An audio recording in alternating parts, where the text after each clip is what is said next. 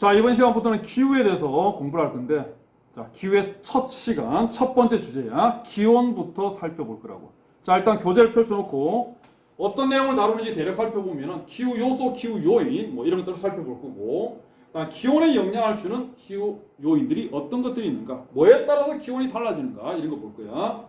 자, 그리고 전통 가옥. 기후가 전통 가옥의 구조에 영향을 준다고. 가옥 구조는 기후에 영향을 받지. 추운 지방은 가옥 구조가 폐쇄적이지. 더운 지방은 개방적이라고. 그래서 이 기후에 적응해가지고 어떤 가옥 구조물들을 만들었는지 이걸 볼 거야. 자, 그 다음에 대륙도라고 하는 개념이 나오는데 이게 오늘 공부하는 내용의 핵심이 되는 거야. 뭘 대륙도라고 하는지, 이 대륙도의 개념. 그리고 대륙도가 큰 곳은 어떤 특징을 지니고 있는지 이런 걸 볼 거다. 이게 가장 핵심이 되는 거다. 자, 그 다음에 이제 기온 분포와 관계되는 지도들을 대략 살펴볼 거고, 그리고 마지막에 기온 역전 현상 볼 거야. 기온 역전 현상도 뭐 시험에 제법 출제되고 있기 때문에 이 부분도 잘 정리를 해둬야 된다고. 자, 그럼 먼저 기후 요소와 기후 인자를 보자고. 일단 시험에 출제될 가능성을 본다라 그러면은 기후 요소, 기후 요인을 직접적으로 묻는 시험 문제는 없어. 안 물어봐. 그런데 기후를 이해하는 뭐 가장 기본이 되는 개념이기 때문에 이 기후 요소와 기후 요인이 나와 있다고. 자, 정리가 되어 있는데 니네들 읽어봐도 무슨 내용인지 잘 모를 거야. 기후 요소라고 하는 것은 기후를 구성하는 요소. 뭐 당연한 얘기인 듯한 그런 설명을 해두고 있어. 기후 요인이라고 하는 것은 기후 요소에 영향을 주는 기후 영향 요소, 기후에 영향 요인. 뭐 똑같은 말 반복되고 있는 거잖아. 잘 모르겠다, 그지? 자, 그런데 기후 요소라고 하는 거는 뭐 예를 들자면 기온, 강수, 바람 이런 것들이 있고, 기후 요인에는 위도, 해발, 고도, 수륙 분포 이런 것들이 있다라고 돼 있는데, 자, 이해하기 쉽게 얘기해 줄게. 어차피 뭐 시험 문제에 나오는 내용은 아니기 때문에 오늘 날씨가 어떻느냐라고 물어봤을 때 니네들이 어색하지 않게 얘기할 수 있는 그런 개념들, 그런 용어들은 기후 요소야. 직접 날씨하고 관계가 있는 거야. 근데 기후 요인은 직접적으로 날씨하고 관계 있는 게 아니야. 오늘 날씨가 어떠니? 라고 했을 때, 자, 봐. 오늘 기온이 아주 높습니다. 안 어색하지? 오늘 비가 상당히 많이 내립니다. 안 어색하지? 바람이 엄청 부네요. 안 어색하지? 그지? 기온, 강수, 바람. 이거는 직접 날씨를 얘기할 때 거론할 수 있는 것들이지. 직접 날씨를 구성하고 있는 거야. 이게 기후 요소라는 거야. 근데 기후 요인인 위도, 해발, 고도, 수륙 분포, 이거는 날씨를 물어볼 때 이걸 거론하고 있으면 뭔가 좀 어색하고 사고방식이 좀 독특한 애들이야. 이걸 얘기하면은 오늘 부산의 날씨는 어떻습니까? 부산은 훅이 35도입니다. 독특한 새끼지 이거. 이렇게 얘기하는 애 없잖아 이게. 오늘 한라산 날씨가 어떨까요? 한라산은 해발 고도 1950m. 뭐야 이거? 완전 사이코잖아 이렇게 얘기하는 애들은. 자, 그래서 기후 요인은 얘네들은 날씨를 직접 구성하는 게 아니야. 날씨 얘기할 때 이거 얘기하면 뭔가 어색해. 그런데 얘네들은 어디에 영향을 주느냐? 기후 요소인 기온, 강수, 바람에 영향을 주고 있다고. 여기에 영향을 주는 그 요인들, 그걸 갖다가 위도, 그걸 기후 요인이라고 하는 거야. 위도, 해발, 고도, 수륙 분포. 자, 봐. 위도에 따라서 뭐가 달라지냐? 기온이 달라지지. 적도 쪽으로 가면, 저위도로 가면 기온이 높아지잖아. 고위도로 가면 기온이 낮아져. 여기에 기온에 지금 영향을 주고 있는 거야. 여기 영향을 주고 있지. 이게 기후 요인이라는 거야. 해발, 고도, 산 꼭대기로 올라가면 영향 주지. 기온 낮아지고 있잖아. 그지? 또 바람 세기가 산 꼭대기로 올라가면 바람 세기가 더 강해지잖아.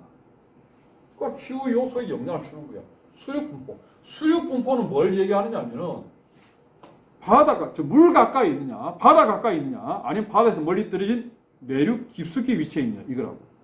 바다 가까이 있으면 당연히 바다의 영향을 많이 받을 거고, 바다에서 멀리 떨어진 내륙 쪽에 있다라고 하면 당연히 바다의 영향을 적게 받겠지. 즉 대륙, 땅의 영향을 많이 받게 된다고.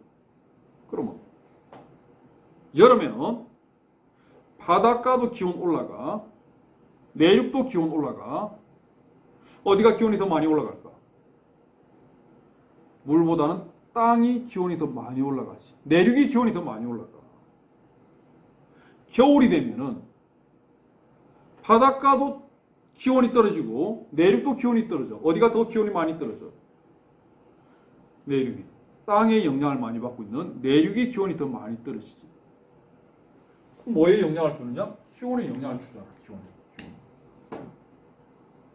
자, 이 수륙 분포가 여름철에는 기온이 즉 바다에서 멀리 떨어진 내륙 같으면 여름철에 기온이 많이 올라가고 겨울철에 기온이 많이 떨어지는데 이건 곧 나오는 개념이니까 미리 얘기해 줄게. 여름철 기온과 겨울철 기온의 차이. 정확히 얘기하면 1년 중에 가장 더운 달과 가장 추운 달. 우리나라 같은 경우에는 대부분의 지역이 가장 더운 달은 8월 달이야. 가장 추운 달은 1월 달이다. 8월 달, 1월 달. 가장 더운 달과 가장 추운 달의 기온 차이. 이걸 뭐라고 부르냐? 기온의 연교차라고 부르. 자, 그래서 미리 정리를 해 두는 거야. 그래서 수륙 분포는 기온에 영향을 주는데 특히 기온의 연교차에 영향을 준다. 바닷가 근처에 있으면 연교차가 작은 거고 바다에서 멀리 내륙으로 들어가 있으면 연교차가 크다. 여기에 영향을 주고 있다는 거예요. 그래서 이런 걸 갖다가 기후 요인이라고 한다는 거예요. 그래서 이제 시험에 나온다라고 하면은 기후 요소가 뭐냐, 기후 요인이 뭐냐 이걸 배울 게 아니고 이 두 개의 관계를 가지고 물어보는 거야. 그래서 예를 들자면은 이렇게 물어보는 거야. A라고 하는 지역이 평균 기온이 연평균 기온이 15도고 B라고 하는 지역이 평균 기온이 20도야. 뭘 줬느냐? 기후 요소를 줬어. 기온을 줬다고. 그러면서 뭘 물어보느냐? 기후 요인을 물어본다고. 그럼 A하고 B하고 어느 게 더 저위도에 있습니까? 라고 물어보는 거야. 기후 요소를 주면서 얘를 물어보는 거지. 그래서 이 두 개의 관계를 시험에서는 물어본다고. 그런데 기후 요소가 어떤 걸 기후 요소라고 합니까? 어떤 걸 기후 요인이라고 합니까? 이걸 묻지는 않는다는 거야. 그래서 이걸 외우고 할 필요는 없어. 그냥 이해만 하고 넘어가면 되는 거야. 자, 그 다음에 기온에 영향을 주는 기후 요인. 자, 지금 이 단원이 지금 기온하고 관계 있는 단원이야. 자, 조금 전에 거론되었던 위도, 해발고도, 수륙분포 얘네들이 전부 다 기온에 영향을 주고 있는 거야. 자, 위도에 따라 가지고 기온이 달라진다. 상식적인 얘기야. 남부지방, 북부지방 어디가 기온이 높니? 남부지방이 기온이 높지 이거. 그지? 자, 해발 고도에 따라서도 기온은 달라진다. 산 꼭대기로 가면 기온은 낮아지지. 그지? 그러면 해발 고도 높은 곳이 기온이 낮다. 그래서 저지대가 고지대보다는 기온이 높다. 당연히 아는 얘기야. 다음 수륙분포 조금 전에 했던 얘기가 나와. 여름에는 바닷가보다는 내륙 쪽이 기온이 더 많이 올라가고 겨울에는 바다보다도 내륙이 기온이 더 많이 떨어진다. 그래서 내륙은 여름에는 덥고 겨울에는 춥다. 즉 내륙은 기온의 연교차가 크다라는 거죠. 바닷가는 연교차가 작다라는 거예요. 자, 뭐 별 어려운 내용 없다, 그지? 자, 다음 넘어가자. 자, 기후와 전통가오. 기후가 가옥 구조에 영향을 준다라고 했다고. 그래서 가옥 구조와 관련된 얘기를 물어본다라고 하면은 뭘 생각하면 되느냐? 기후가 어떻는가를 가지고 접근을 하면 돼. 자, 더운 지역은 가옥 구조가 개방적이야. 추운 곳은 폐쇄적이지. 더운 지방에 가면은 지붕경사가 왜 지붕경사를 급경사로 만드는지? 열대 지역에 비가 많이 오니까. 사막 같은 데는 평탄하게 만들어 지붕을. 그러니까 가옥 구조를 물어보면은 기후 가지고 접근을 해주면 된다고. 자, 그 다음에 가옥의 재료를 물어보면 어떻게 하냐? 재료를. 가옥의 구조는 기후 가지고 접근하면 되고 가옥의 재료는 그 지역에서 쉽게 구할 수 있는 걸 생각하면 돼. 자, 우리나라 전통 농촌 가장 흔하게 볼 수 있는 그 가옥 구조. 집이 어떤 집이었느냐? 초가집이지. 초가집의 지붕 뭐로 만들었니? 초가집의 지붕은 볏짚 가지고 만들었다. 왜 볏짚으로 만들었을까? 집 짓는 재료로 왜 볏짚을 활용했을까? 우리나라 대부분 농촌 지역이 뭘 하고 있니? 벼농사하고 있잖아. 볏짚 구하기 쉽거든. 구하기 쉬운 걸 가옥 재료로 활용한다. 자, 그럼 먼저 세 지역의 가옥 구조, 기후 가지고 대부분 다 설명하면 돼. 자, 광북지방의 가옥 구조를 본다라고 하면은, 자, 광북지방은 어디를 얘기하느냐면은 북한의 함경도 지역이야. 지도를 가지고 본다라고 하면은 북한의 함경도 있는 요럴 때, 요 지역이 이제 광북지방이라고.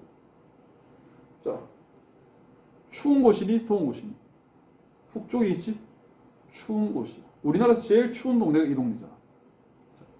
이 추운 지역에서는 어떤 가옥 구조가 나오는가를 본다라고 하면, 자, 뭐 방이 이렇게 네 개로 나눠져 있어. 뭐 도장방이라고 적힌 이게 또 방의 일종이야. 자, 그리고 부엌 뭐 잘 알고 있지, 그지? 자, 그런데 외양간도 잘 알고 있을 거고. 그런데 특이한 구조물이 뭐냐면은 이 지금 관북지방 같은 경우에는 이게 나와.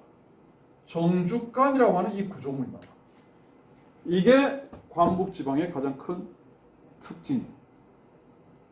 자, 정주간이 어디 있냐? 부엌 옆에 지금 붙어 있는데, 부엌은 밥을 알리면 계속 아궁이에 불을 지펴야 돼. 부엌은 계속 열기가 나오고 있는 곳이야. 열기가 나오고 있는 이 부엌 옆에 정주간이 붙어 있는데, 부엌하고 정주간은 벽으로 딱 막혀 있는 게 아니고 벽이 없어. 부엌하고 정주간은 바로 벽 없이 연결되어 있다고. 그럼 부엌에서 밥 한다고 계속 불을 지피고 있으면 이 열기가 어디로 전달되냐? 이 열기가 정주간으로 바로 전달되지. 그럼 정주간도 역시 따뜻하다라는 거지. 관북지방은 추운 지방이야. 추운 지방에서 따뜻한 공간, 따뜻한 공간으로 활용하기 위해서 이 정주간을 만든 거지. 자, 그러면 어떻게 생겼는지를 사진을 통해서 대략 살펴보자고. 자, 자 이거야. 자, 여기 보면은 지금 밥하는 솥이, 그지? 무쇠 솥이 위치, 그지? 여기가 이제 부엌이겠지. 여기가 부엌이야. 자, 부엌 옆에 보면 여기 돗자리가 쭉 깔려 있어 이거. 여기가 정주간이야. 부엌하고 정주간하고 벽 없이 바로 연결돼 있지. 여기서 때우는 그 불의 그 열기가 그대로 이쪽으로 전달이 되는 거야.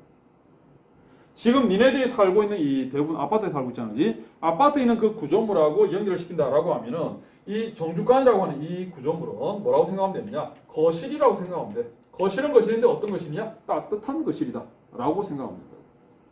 자, 이게 남부지방, 따뜻한 남부지방에도 보면 거실 역할을 하는 그 공간이 있다고.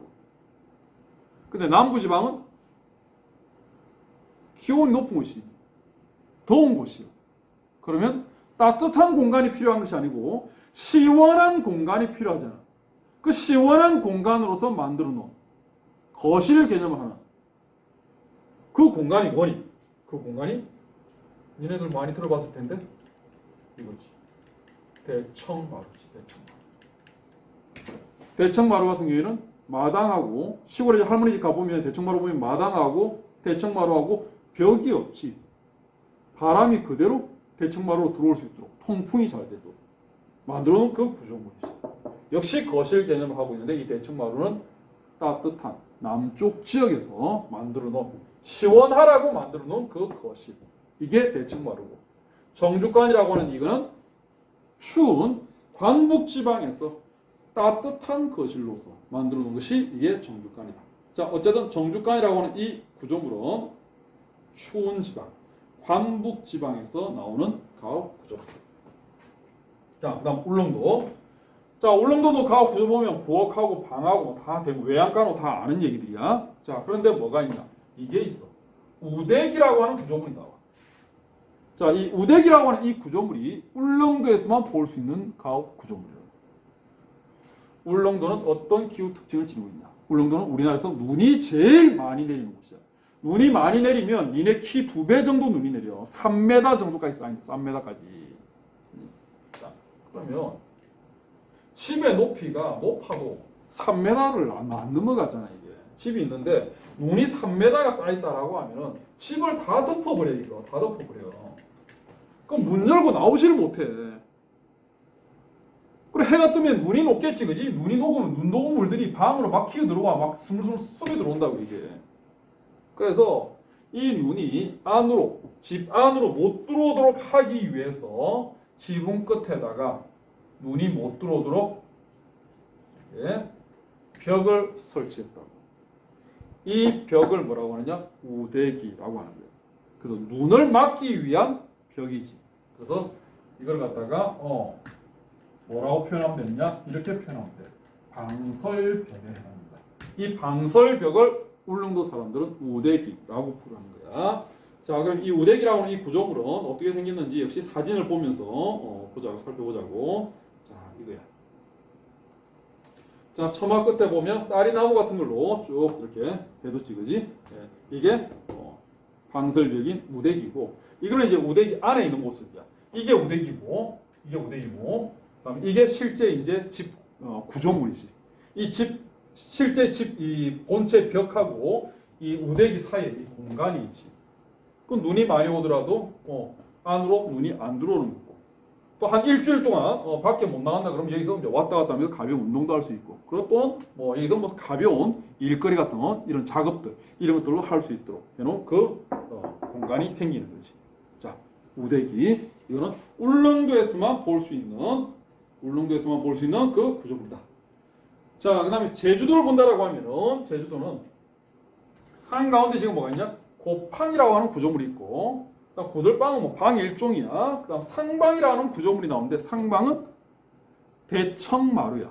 대청마루의 제주도 사투리다라고 생각하면 돼. 그래서 한가운데 이렇게 더운 곳이니까 한가운데 대청마루 역할하는 상방을 한가운데 크게 만들어뒀다. 자, 그다음에 정지라고 하는 부엌이야 사투리고. 자, 특이한 거는 뭐가 특이하냐면은 뭐 지금 사투리가 특이한 게 아니고 여기에 지금 뭐가 있냐면은 고팡이라고 하는 구조물이 나오거든. 고팡. 이 고팡이라고 하는 이 구조물은 뭐냐면은 곡식을 저장하는 공간. 곡식을 저장하는 공간. 일종의 창고 역할을 하는 거야. 다른 지방에도 창고가 있긴 있다고. 그런데 다른 지방은 대부분 창고가 별채에 있다고. 그런데 제주도는 본체. 그것도 방 바로 인접한 곳에 이런 창고 역할을 하는 고팡을 만들었다라는 거야. 왜? 제주도는 곡식 구하기가 어려운 곳이거든. 제주도가 벼농사가 되냐 안 되니? 벼농사 안 되지. 바닥이 전부 다 기반암이 현무암이기 때문에 물은 쉽게 빠져버리거든. 벼농사가 안 되거든. 그 곡식이 아주 귀한 지역이야. 그래서 본체 안에 이렇게 곡식을 저장하는 공간을 만들어 둔 거고 가옥의 재료는 뭘 쓴다 그랬니? 주변에서 구할 수 있는 거야. 자, 이 제주도 같은 경우에는 벽을 뭐로 만들었냐? 돌로 벽을 쌓았어. 돌담을 만들었어. 돌담. 왜 돌담을 만들었겠니? 왜 돌을 가지고 담을 쌓았겠니? 가옥 재료를 물어보면 주변에서 쉽게 구할 수 있는 거 생각하면 돼. 제주도는 삼다도야. 뭐가 많다? 돌, 바람, 여자. 돌이 많잖아. 돌. 현무암이 많거든. 그러니까 주변에서 쉽게 돌을 구할 수 있기 때문에 돌로 담을 쌓았다는 거예요. 자, 그래도 바람이 또 많이 불지. 바람이 세게 불기 때문에 지붕이 날아갈 수도 있다고. 그래서 지붕이 바람에 날아가지 않도록 지붕을 꽁꽁 묶어뒀어. 자, 그걸 거물 지붕이라고 한다고. 자, 이것도 사진을 통해서 실제 이제 확인해 보자고 어떻게 생겼는지. 자, 이게 제주도의 전통 가옥인데 여기 보면은 지붕이 지금 새끼줄로 계속 묶어뒀지, 그지? 그리고 그물 모양을 하고 있지. 왜 이렇게 놓느냐? 바람 불면서 지붕이 날아가지 않도록 하기 위해서. 또는 경우에 따라서는 이 지붕 위에다가 돌멩이를 이렇게 얹어 놓은 경우도 있다. 왜 얹어 놓겠니? 역시 바람에 날아가지 말라고 올려놓은 거예요. 또 한 개 더 얘기해 볼까? 제주도에 이 지붕 있잖아, 그지? 이 지붕 이거 뭐로 만든 거야? 지붕 뭐로 만들었니? 딱 보니까 이거 볏집처럼 보이는데 볏집이 아니지. 왜? 재료를 물어보면 주변에서 쉽게 구할 수 있는 걸 생각해야지. 제주도가 벼농사가 되냐 안 되니? 벼농사가 안 되잖아. 볏집 구할 수가 없잖아. 근데 가옥 재료로 볏집을 활용할 수가 없는 거지 이게. 그지? 예, 그래서 이거는 일종의 풀 종류야. 억새풀 종류를 가지고 이 지붕을 만든 거야. 자, 이래서 이제 전통 가옥의 구조 대부분 이제 기후 가지고 설명을 했고, 그리고 가옥의 재료는 주변에서 쉽게 구할 수 있는 걸 생각해주면 된다. 자, 그다음에 대륙도 뭐 오늘 배우는 내용의 핵심이라고 볼 수 있는 대륙도. 자, 대륙도라고 하는 거는 대륙의 영향을 얼마나 많이 받느냐 이거를 수치화시켜 놓은 거라고. 대륙의 영향을 받는 정도를 수치화시켜 놨다. 그래서 이 대륙도 수치가 0에서부터 100까지 수치가 있어. 0부터 100까지가 있거든. 그 대륙도 수치가 100으로 나오면 대륙의 영향을 엄청나게 받는다. 대륙의 영향을 100% 받고 있다라고 하는 그런 의미로 해석하면 되고, 대륙도 수치가 0이다라고 하면 대륙의 영향을 아예 안 받는다. 자, 대륙의 영향을 아예 안 받는다라고 하면 뭐에 영향을 받게 됩니까? 대륙의 영향을 안 받으면 뭐에 영향을 받는다?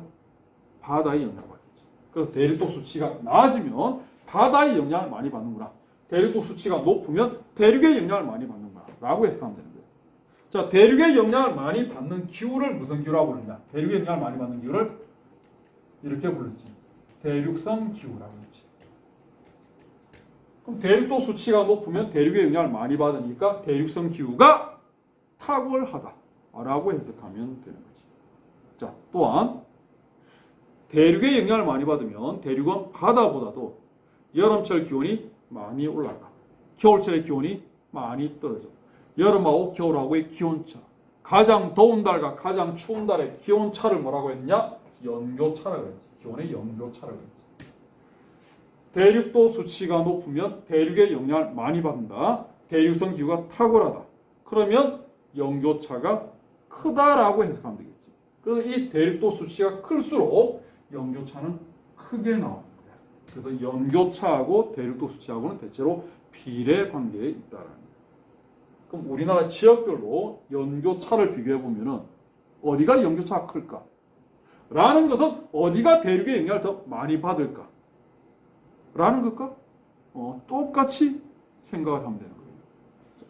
그러면 남부지방하고 북부지방하고 어디가 대륙의 영향을 많이 받을까를 보자고. 자, 대륙의 영향을 받는 정도, 대륙성 기후가 탁월한 정도 나타내는 게 그게 대륙도야. 자, 대륙도 수치가 쭉 나와 있다고.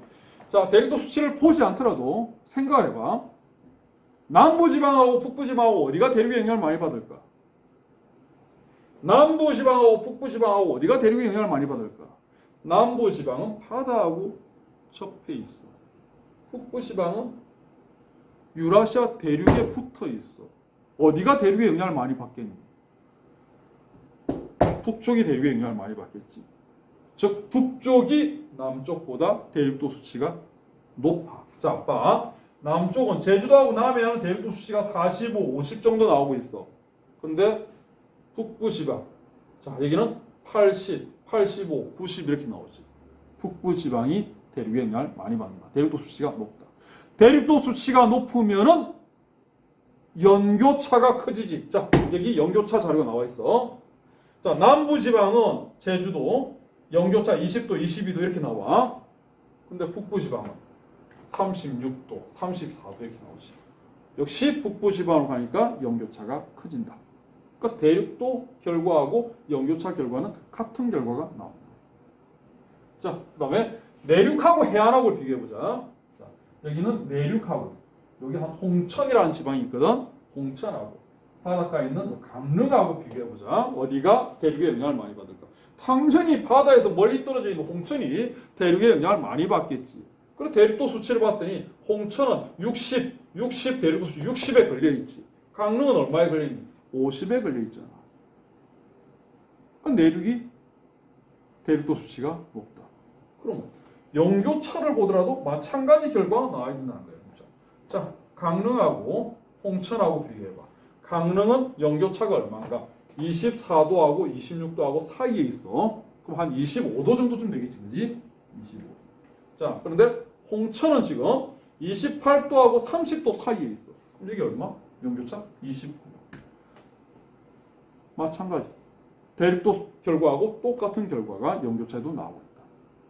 자, 서해안하고 동해안하고 비교하면 어디가 대륙의 영향을 많이 받을까? 즉, 서해안에 있는 인천하고 동해안에 있는 강릉하고 비교합니다. 둘 다 바닷가 근처야. 그런데 동해하고 서해하고 바닷물의 양이 달라. 바닷물의 양이. 동해에는 수심이 얼마나 되느냐? 동해는 수심 깊은 데가 수심 4,000m가 넘어가. 서해는 수심 깊은 데가 80m도 안 돼, 이게. 동해가 수심이 훨씬 더 깊어. 바닷물의 양이 동해가 훨씬 더 많아. 그럼 어디가 바다의 영향을 많이 받는다? 동해안 쪽이 바다의 영향을 많이 받지. 자, 지금 물어보는 거는 대륙의 영향을 어디가 많이 받느냐를 물어봐. 동해안이 바다의 영향을 많이 받아. 그럼 대륙의 영향은 서해안 쪽이 대륙의 영향을 많이 받겠지. 그럼 대륙도 수치 동해안보다 서해안이 커야 된다. 그래서 동해안에 있는 강릉은 대륙도가 50인데 인천은 60. 맞지? 영조차도 똑같은 결과가 나와야 돼.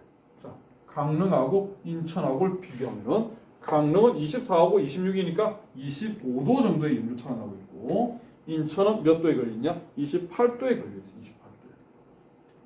역시 마찬가지 결과가 나오고 있다라는 거야. 자, 그래서 어디가 영교차가 큰가? 어디가 대륙의 영향을 많이 받는가를 물어본다면은 이 원리를 가지고 생각을 하면 되는 거예요. 남부지방보다는 북부지방이 영교차가 크다. 해안보다는 내륙이 영교차가 크다. 똑같은 해안이라고 하면은 동해안보다는 서해안이 연교차가 크다. 자, 이렇게 접근을 해주면 된다. 자, 그 다음에 1월 기온하고 8월 기온의 동원선이 지금 제시가 되어 있다고. 1월 기온, 즉 겨울철이겠지. 겨울철의 기온의 분포를 쭉 살펴보자고.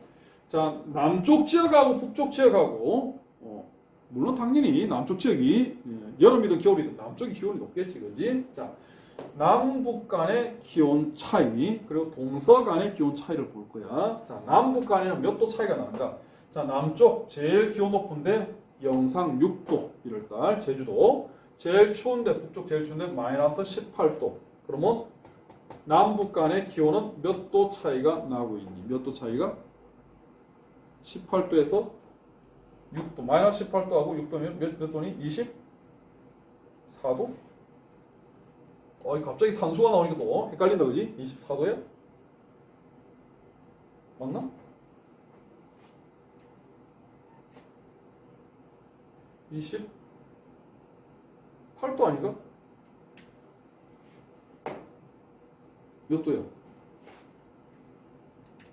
이런 데서 시간을 보내면 안 된대, 그지? 마이너스 0도하고는 18도 차이고 24도 차이구나. 그지? 24도 차이가 지금 나고 있어. 남북 간에는. 동서 간의 비교, 동서 간에 이렇게 비교해보자. 몇 도 차이 나는지.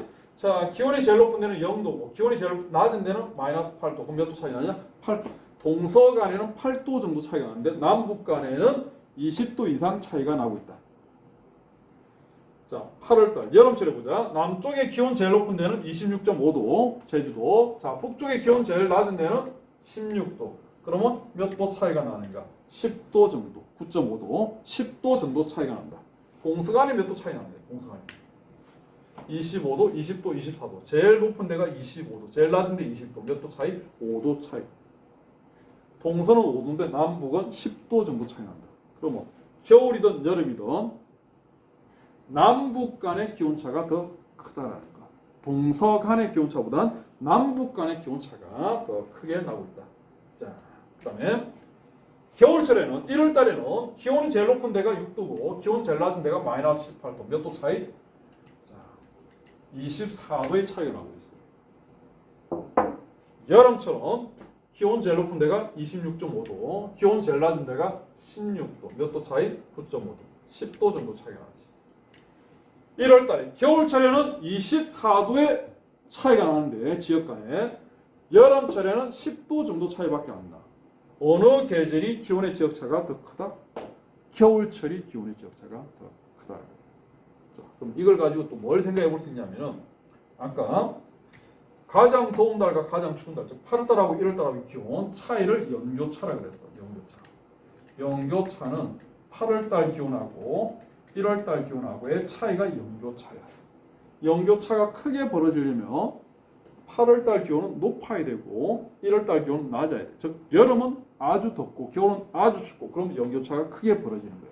그런데 8월달은 기온의 지역차가 최대 10도가 안 났어. 겨울처럼 1월달은 20도 이상 차이가 났어.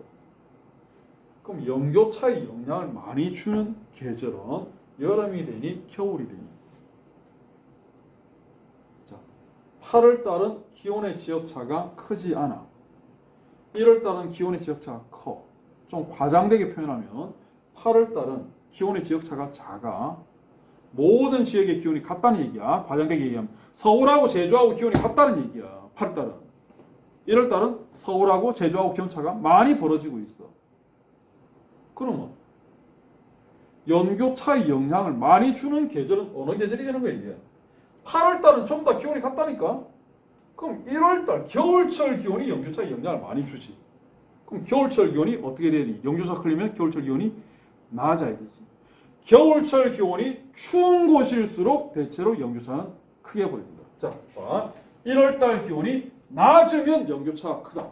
대체적으로. 자, 남쪽, 북쪽 어디가 추운 거야? 북쪽이 춥지, 북쪽이 연교차가 컸어. 자, 그다음에 해안하고 내륙하고 어디가 겨울철 기온이 더 낮아? 내륙이 기온이 더 낮지? 내륙이 해안보다 연교차가 컸어. 동해안하고 서해안하고 비교해봐. 동해안, 서해안. 겨울철 기온이 어디가 더 낮아? 서해안이 더 낮지. 동해안보다 서해안이 연교차가 크다. 자, 다시 정리하자. 연교차는 여름하고 겨울하고 8월달하고 1월달하고의 기온차인데 8월달 기온은 지역 간에 큰 차이가 안 났어. 1월달 기온이 지역 간에 차이가 크게 벌어졌어. 그럼 결국 연교차의 영향을 많이 주는 계절은 겨울철이 되는 거고 대체적인 경향성은 겨울철이 추우면 추울수록 연교차는 크게 벌어진다. 됐니? 자, 그러면 넘어가자. 자, 기온 역전 현상 할게. 자, 기온 역전 현상은 기온이 거꾸로 됐다는 얘기야. 역전되었다는 얘기거든. 자, 뭐에 따른 기온이 역전됐다는 얘기냐? 해발 고도에 따른 기온 분포가 거꾸로 돼 있다. 해발 고도 올라가면 기온은 어떻게 되느냐? 기온은 떨어져야 되는데 이게 반대가 됐다는 얘기는 해발 고도 올라가면 기온이 올라가고 있다는 거예요. 자, 그래프를 가지고 자, 기온하고 해발 고도하고의 관계는 정상적인 기온 분포라고 하면 해발 고도 낮은 데는 기온이 높고 해발 고도 산으로 올라갈수록 기온은 떨어지는 이게 정상 분포야. 근데 이게 반대가 되었다는 얘기야. 왜 반대가 되느냐라고 하면은 지표면이 너무 많이 차가워지면 이게 반대가 돼. 자, 어떤 경우에 지표면이 차가워지느냐 하면은 지표면이 냉각된 그 계절을 생각해봐. 겨울철이지. 자, 겨울철 새벽에 니네들이 바깥에 나가서 주머니에 있는 손을 꺼내 공기 중에 노출해서 당연히 손이 시렵지. 자, 공기 중에 겨울철 새벽에 공기 중에 손을 노출했을 때하고 땅바닥에 겨울철 새벽에 땅바닥에 손을 댔을 때하고 언제가 더 손이 더 시려워? 어디가 더 차가워? 공기가 차갑니? 땅바닥이 차갑니? 겨울철 새벽에 땅바닥이 더 차갑지. 땅바닥이 공기보다 기온이 더 많이 떨어져 있는 거야. 그러면 땅바닥 근처에 있는 공기는 지표면 땅바닥 근처에 있는 이 공기는 차가운 땅바닥의 영향을 많이 받는다고. 그럼 기온이 많이 떨어져. 근데 저 위에 있는 공기는 차가운 땅바닥하고 거리가 멀기 때문에 기온이 그렇게 많이 안 떨어지지. 자, 요즘은 그지 여름철에 뭐 에어컨이 뭐 대부분 다 보급되어 있으니까 그지? 뭐 에어컨을 뭐 이용해가지고 더위를 식히고 그러는데 나는 어릴 때 에어컨이 집에 없었다고. 그래서 동생하고 여름철에 무슨 짓을 했느냐면 냉장고는 있었거든. 냉장고 문을 열면은 얼마나 시원하니. 그래서 동생하고 나하고 가위바위보를 하는 거야. 그래서 이긴 사람이 냉장고 앞에서 1분 동안 서 있는 거야. 진 사람은 뒤에 있고. 차가운 냉장고 가까이 있으면 차갑지. 그 주변 공기가 많이 떨어져 있다고. 근데 뒤에 있는 사람은 차가운 냉장고하고 거리가 머니까 기온이 많이 안 떨어져 있지. 자, 그럼 봐. 그대로 적용하면은 땅바닥이 냉장고로 생각할 때 이 차가운 땅바닥은 엄청나게 기온이 떨어져 있어. 겨울철에.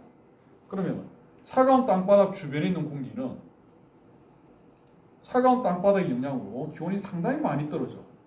근데 차가운 땅바닥에서 거리가 멀어지면 멀어질수록 기온은 적게 떨어져. 차가운 땅바닥의 영향을 적게 받기 때문에. 근데 이게 한 200m, 300m 좀 올라가면 차가운 땅바닥과 거리가 멀어져 버리면 너무 멀리 떨어지면 즉 냉장고하고 거리가 한 5m 정도 좀 떨어졌다 생각해봐. 그러면 냉장고 문을 열어놓은 거나 닫아놓은 거나 별 차이가 없지. 냉장고하고 거리가 너무 멀기 때문에 냉장고에 영향을 안 받는 거야. 얘도 한 300m쯤 올라가면 차가운 땅바닥하고 거리가 너무 멀리 떨어져 있기 때문에 차가운 땅바닥에 영향을 아예 안 받는 거야. 그러면 위쪽은 정상적인 형태가 나오는 거야. 그랬을 때 이 아래쪽 부분, 이 부분은 해발 고도가 올라가면 기온이 떨어지는 것이 아니라 해발 고도 올라가면 기온이 올라가지. 이래 된 게 이게 기온 역전 현상이에요. 자, 그래서 기온 역전 현상은 지표면이 냉각되면서 지표 부근의 기온이 위쪽보다도 더 낮아져 있는, 아래쪽이 기온이 더 낮아져 있는 이 현상을 기온 역전 현상이라고 그러고, 이 기온 역전 현상은 어느 계절에 잘 나타나는가? 지표면이 냉각돼야지 이 현상이 나타나겠지. 어느 계절이겠니? 여름에 나타나는 게 아니지. 그러면 여름에는 지표면이 가열되어 있습니다. 겨울철에 나타난다. 그래서 겨울철을 중심으로 한 늦가을에서 초봄 사이, 겨울철 중심으로 나타납니다. 겨울철 중심으로. 하루를 기준으로 본다 그러면 낮에 나타날까 밤에 나타날까? 낮에는 해가 떠 있으면 가열돼 있잖아. 해가 쳐야지 지표면이 냉각되지. 밤에 나타나는 거야. 자, 밤 중에서도 언제냐면은 해가 치면서부터 지표면은 냉각되기 시작해. 계속 냉각돼. 언제까지 냉각되니? 언제부터 지표면이 가열되니? 해가 뜨면 지표면이 가열될 거야. 그럼 해 뜨기 직전이 지표면이 제일 많이 냉각되어 있는 시점이 되겠지. 해 뜨기 직전. 새벽에 잘 나타난다. 그럼 지형적으로 본다 그러면 분지에서 잘 나타난다. 또는 골짜기에서도 이 현상이 잘 나타나. 분지하고 골짜기의 특징은 산으로 둘러싸여 있는 거예요. 산으로 둘러싸여 있다. 산으로 둘러싸여 있는 이런 곳에서 잘 나타난다. 왜 산으로 둘러싸여 있는 이런 지역에서 잘 나타나냐면은 밤이 되면 산 꼭대기도 기온 떨어지고 아래쪽도 기온 떨어져. 둘 다 기온 떨어져. 그런데 산 꼭대기하고 아래쪽하고 어디가 기온이 더 빨리 더 많이 떨어지느냐라는 거예요. 자, 기온이라고 하는 거는 이거야. 공기의 온도. 이거 줄임말이 이게 기온이야. 이게 기온. 자, 그러면 해발 고도 높은 산 꼭대기하고 아래쪽하고 어디가 공기가 많니? 어디가 공기의 밀도가 높은 거야?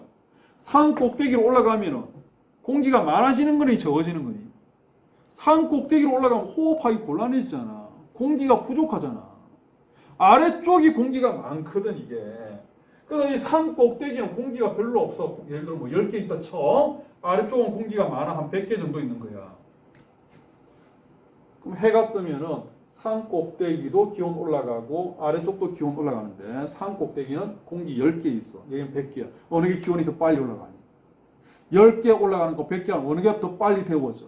얘가 더 빨리 데워지지. 낮에는 얘가 기온이 더 많이 더 빨리 올라가. 밤이 되면 어떻게 되니? 밤이 되면 산 꼭대기도 차가지고 아래쪽도 차가지잖아. 둘 다 차가지는데 어디가 더 빨리 차가진다? 위쪽이 더 빨리 차가지지. 자, 그러면 밤이 되면 산 꼭대기가 더 빨리 냉각돼. 차가운 공기 덩어리가 산 꼭대기에 형성돼 있어.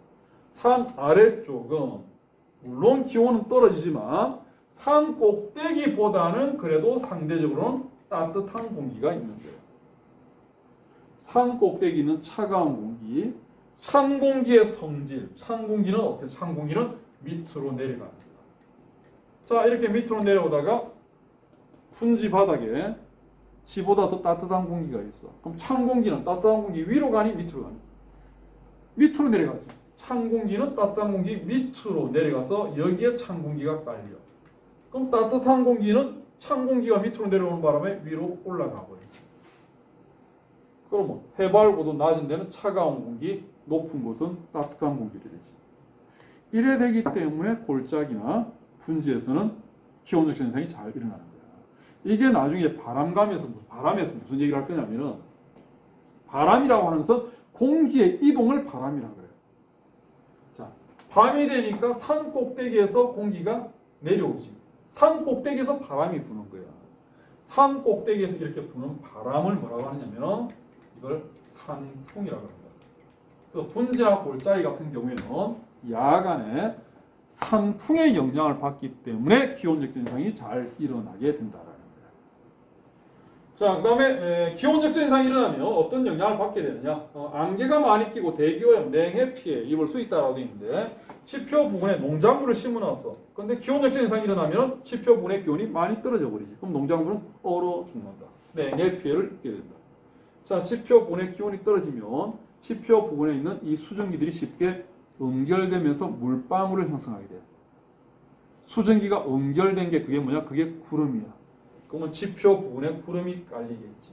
지표 부근에 있는 구름은 구름이라고 안 불러. 뭐라고 불러? 안개라고 부르지. 그래서 안개가 많아진다. 그다음 대기 오염이 심해진다. 대기 오염은 왜 심해지느냐라고 하면은 이게 정상적인 기온 분포를 봐. 이렇게 돼 있어. 이렇게 아래쪽은 따뜻하고 위쪽은 차가워. 따뜻한 공기의 성질은 올라가는 거야. 찬 공기의 성질은 내려오는 거야. 그럼 정상적인 기온 분포 같으면 공기가 이렇게 돌고 있다고, 순환하고 있다고. 이렇게 공기가 순환하는 것을 뭐라고 하니? 이걸 갖다가 대류 현상이라고 해요. 그래서 얘네들이 과학 시간에 대기권을 나눌 때 맨 아래쪽을 뭐라고 부르느냐? 대류권, 성층권, 중간권, 열권 이렇게 구분했거든. 대기권을 맨 아래쪽을 왜 대류권이라고 하느냐? 대류 현상이 나타나니까 대류권이라고 하는 거야.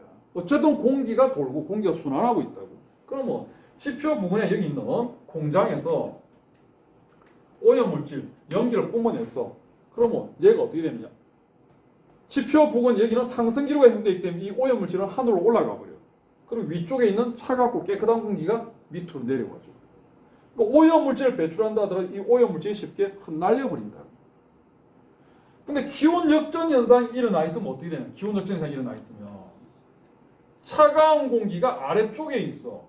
따뜻한 공기가 위쪽에 있어. 차가운 공기는 밑에 그대로 있고 따뜻한 공기 위에 그대로 있어. 그럼 오염물질 배출되면 공기 순환이 안 일어나니까 이 오염물질들이 지표 부분에 다 깔려버리는 거지. 그래서 기온 역전 현상이 일어나면은 스모그 같은 이런 대기 오염 현상이 더 심각해질 수 있다라는 거예요. 자, 이걸 예방하기 위해서 냉해 피해라든지 이런 걸 예방하기 위해서 뭐라 하냐면은 바람개비를 돌려 인공적으로 선풍기를 가동시킨다는 거예요. 보통 전봇대처럼 전봇대 위에 선풍기를 매달아 놓는다고. 그러면서 선풍기를 돌려버려. 그럼 지표면에 있는 공기가 차가운 공기가 바람 때문에 확 다 날아가 버리지. 그러면서 기온 역전 현상에 의한 냉해 피해를 예방한다는 거예요.